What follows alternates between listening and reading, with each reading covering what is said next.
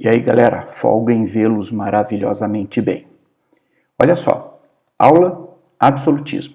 Primeiramente, vamos entender tecnicamente o que foi o absolutismo. Foi a centralização despótica do poder nas mãos de um soberano. O que é despótica? De forma absoluta, perfeito? Ou seja, o rei reina, o rei governa, perfeito? Como é que nós vamos entender isso? Vamos ver o contexto da época, perfeito? O absolutismo ele surge no período da transição do feudalismo para o capitalismo, certo? Então eu vou ter uma nova adequação do poder, conciliando parcialmente os interesses da tradicional nobreza e da nascente burguesia. Perfeito? Vamos lá agora. O que é que a nobreza quer? A nobreza, a Europa, vamos primeiro entender uma parte assim, ó, a Europa está passando por uma série de revoltas, ela passou por uma série de revoltas. Quando eu tenho a Grande Peste, a Peste Negra, que ela ocorre entre 1359 e 1352, e que vai dizimar milhões de vidas, ceifar vidas na Europa, alguns números trazem só na Europa Ocidental algo em torno de 25 milhões de pessoas, né? Os números não são precisos, são números aproximados. Então, o que ocorre? A nobreza feudal, ela vai perder muita mão de obra, porque a peste, ela ceifa vidas, independe da tua condição social, daquela sociedade estamental, né? De clero, nobreza, camponês. Então, o que ocorre? Os nobres vão pressionar muito os camponeses, aqueles que sobreviveram, para produzir por aqueles que morreram. Então, essa forma de pressão vai levar a uma série de revoltas na Europa, que elas serão chamadas de jackers. Então, o que acontece? A nobreza precisa de alguém, né, que defenda-os. Então, ela vai apoiar essa figura de um rei central, porque ela está enfraquecida. Além disso, com a formação dessa monarquia, o rei ele precisa de uma burocracia administrativa. O que seria isso? Vamos fazer uma comparação. Eu tenho o presidente e os seus ministros, perfeito? A partir do momento que eu tenho um Estado burocrático, eu preciso de pessoas para ocupar este espaço, né? Vamos lá, um ministro, eu tenho lá o comandante do exército, o comandante da marinha. Então, quem serão essas pessoas? Serão oriundos da nobreza. E, além disso, eles terão privilégios, né? Eles vão receber isenções fiscais, ou seja, não pagarão impostos, além de receberem para ocupar o cargo. Pensões, inclusive, pós-trabalho, né? Me aposentou, a pensão. Então, a nobreza, ela entra nesse jogo pensando nessas características. A burguesia, ela precisa dinamizar as atividades comerciais. Legal? Por quê? Porque o sistema feudal, ela freava isso. Eu estava vinculado à nobreza, ao nobre, perfeito? Então, a burguesia, ela parte para ela precisa de um processo de padronização de políticas fiscais e monetárias, perfeito? Então, ela quer uma padronização fiscal monetária, ou seja, vamos lá, unificação de moedas, leis, sistema de pesos, medidas, ela precisa de segurança, ela precisa circular pelo império, pelo reino, tendo a guarda e a proteção de alguém para evitar ataque dos senhores feudais, perfeito? Conquista de mercados, eliminação de barreiras internas para o comércio, né? Os senhores feudais atrapalhavam muito. Então, é aquilo que eu comento, há um casamento muito bom para a época, rei, nobreza, a burguesia e a própria igreja, porque a igreja ela sempre vai pregar a questão da unidade cristã, perfeito? Então, uma aproximação com um rei, e isso é extremamente importante, né? A pergunta é, quando isso vai surgir? Então, na verdade, é assim, ó, quando? Aproximadamente entre o século XV e XVIII, perfeito? Mas ela surge durante as formações das monarquias nacionais, ou seja, entre o século XIV e o século XV. O século XVIII, que está ali, é quando nós começamos a ver o movimento iluminista, o movimento bancado pela burguesia, que tende a tirar este poder absoluto do rei, né? Parecido, vamos lá, com o que aconteceu quando nós estudamos as revoluções inglesas, né? A Revolução Gloriosa de 1688, quando o rei assina o Bill of Rights e ali, a partir daquele momento, ele reina e não governa. Ele é chefe de Estado, não é chefe de governo. Perfeito? Aonde vai acontecer o absolutismo, né? França, Inglaterra, Portugal e Espanha. Mas os senhores sabem que é extremamente importante eu ter teóricos, pessoas que justifiquem este poder. Né? Então, se eu vou tomar uma medida, eu preciso que alguém me apoie. E quem serão esses? Serão chamados de teóricos absolutistas, ou filósofos absolutistas, teóricos do absolutismo.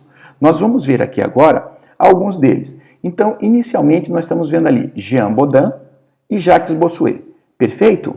Quem são eles? Esses caras são conhecidos como os teóricos do direito divino dos reis. Né? Então, o rei reina por quê? Baseado na política segundo as Sagradas Escrituras. Então, este poder que o rei possui, ele emana de Deus. Então, questionar o rei é questionar quem? É questionar Deus. Então, você tem a figura de quem? Aqui você está vendo Bodin, perfeito? Nós vamos ter a figura de Jacques Bossuet, perfeito? Então, o que nós vamos fazer agora? Nós vamos ver o que eles pensavam. Então, vamos lá. Jean Bodin, de 1530 a 1596, né? Ele escreve A República. Defende a ideia de uma soberania não compartilhada, ou seja, a soberania real não poderia sofrer restrições, pois ela emana das leis de Deus. Perfeito? Opa, teóricos do direito divino. Tranquilo? Vem quem posteriormente? Jacques Bossuet. A política segundo a Sagrada Escritura. A sua teoria vai influenciar os reis da dinastia de Bourbon, o Luís XIV, Luís XV, Luís XVI. Né? Abre aspas. Aquele que deu reis aos homens quis que eles fossem respeitados como seus representantes, afirmava Luís XVI. Então, quem deu o rei aos homens? Deus. Então, você não questiona a figura dele. Perfeito? Outros teóricos. Hugo Grotier, do direito de paz e de guerra. Né? Ele defende um governo despótico e de poder ilimitado do Estado, sem os quais se estabeleceria o caos e a turbulência, ou seja, a ausência de poder gera caos. Perfeito? Então, essa é a visão. Né? Frequentemente, os monarcas usavam a desculpa da violência e da turbulência para a centralização do poder, ou seja, a utilização dos seus exércitos em prol do seu poder. Perfeito? Muito bem. Você vê Hugo Grotier. Tá? Legalzinho? Então, quem agora? Agora vem a figura de Nicolau Maquiavel. Ele vai escrever O Príncipe. Né? Ele escreve O Príncipe para Lorenzo de Médici. Né? Então, ele diz o seguinte na sua obra. Ética é diferente de política. Razão de Estado acima de tudo, ou seja, o Estado acima de tudo. Para eles, os fins justificam os meios. Né? O meu objetivo final vale qualquer coisa que eu faça para alcançá-lo. Perfeito? Muito bem. Quem é outra figura representante? Thomas Hobbes. O poder do Estado acima de tudo. Certo? O Estado serve para livrar a humanidade do caos e da anarquia. Hobbes escreve a obra Leviatã. Perfeito? Para ele, o homem é o lobo do próprio homem. Então você vê a figura de Maquiavel, perfeito? E você vê a figura de Thomas Hobbes. Legal? Muito bem. Aonde está o representante máximo deste momento da história do absolutismo? O rei Luís XIV. Perfeito? Que ele vai dizer, L'État est moi. O Estado sou eu. Então, é exclusivamente na minha pessoa que reside o poder soberano. É só de mim que os meus tribunais recebem sua existência e sua autoridade. A ordem pública inteira emana de mim. Os direitos e os interesses da nação estão necessariamente unidos com os meus e repousam unicamente nas minhas mãos. Ou seja, o Rei Sol. Né? Tudo acontece porque ele quer, por vontade soberana. Você está vendo a figura aí de Luís XIV e aí a sua obra suntuosa, né? Suntuosa, o Palácio de Versalhes, que inclusive vai ser copiado por outros príncipes e monarcas. Ele é simplesmente divino e maravilhoso, perfeito? Muito bem. Para encerrar, o que você tem aqui? Um esquema. né? O esquema que eu mostro para vocês, coloco aqui de uma forma em que um alimenta o outro. Eles necessitam um do outro para sobreviver. Então vamos entender aqui, ó. Eu tenho ao centro a figura do rei, perfeito? Então vejam que eu coloquei o seguinte: à direita a nobreza, à esquerda a burguesia, né?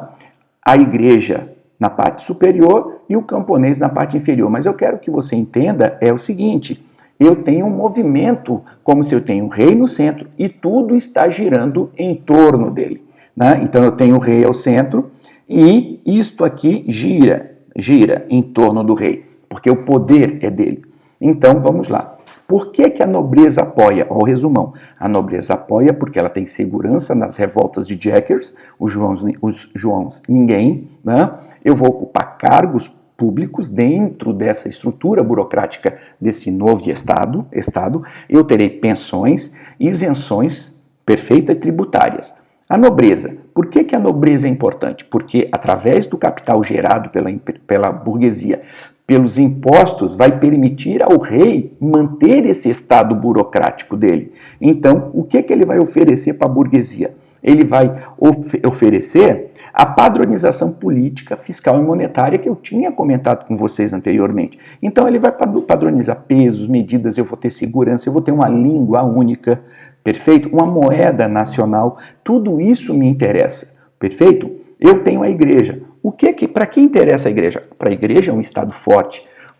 É importante para ela porque me apoia. Então, um apoia o outro. Perfeito? Claro que essa disputa de poder vai ficar acirrada em determinado momento, né? Que a igreja quer mandar no rei e o rei não quer interferir, ter o seu poder interferido pela igreja. E por último, no processo, quem está? Aquele que trabalha, aquele que veio da sociedade estamental, da nossa pirâmide, né? Lembra?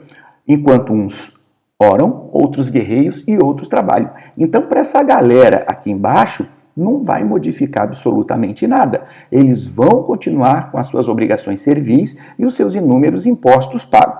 Perfeito? Mas é importante você entender esse resumo, porque está aqui neste resumo, você percebe por que há o interesse. E aí você vai dizer o seguinte: se eu nem lá no século XVIII, bom, no século XVIII, nós vamos ver mais na frente, quando a gente fala de iluminismo e a gente fala da Revolução Francesa. Por quê? Porque a burguesia agora ela é atrapalhada por esse rei. Perfeito? Porque agora a burguesia busca o liberalismo econômico. Então, ela vai romper com o rei. Perfeito? Mas isso a gente vai ver mais à frente. Então, galera, até a próxima aula.